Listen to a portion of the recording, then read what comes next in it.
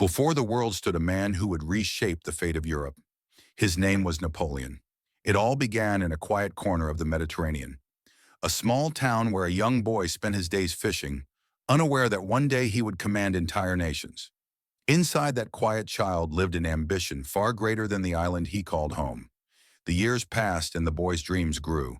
As a young man, Napoleon entered the army. He received his first weapon, and with it, his first step toward greatness. Soon the battlefield became his world. Under the storm of gunfire, Napoleon proved courage, discipline, and a military mind unlike any other victory elevated him.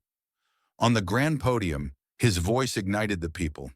They saw in him a true leader, one who could guide them toward a stronger, brighter France.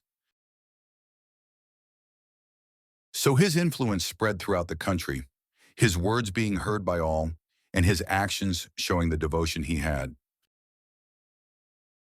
Step by step, he seized control of France. Cities burned, armies fell, and no one seemed able to stand in his way. And then came the height of his power.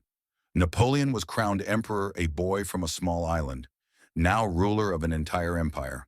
But his ambition reached even further. His armies pushed deep into Russia. Massive battles erupted, shaking the continent to its core. Yet in the midst of the fight, nature turned against them. The first snow fell like a silent judgment, and the soldiers, exhausted, froze as winter swallowed the land. The cold became an enemy stronger than steel. Meanwhile, the Russian troops faced winter with ease. To them, the freezing winds were nothing more than another ordinary day. Defeated by nature itself, Napoleon had no choice but to retreat.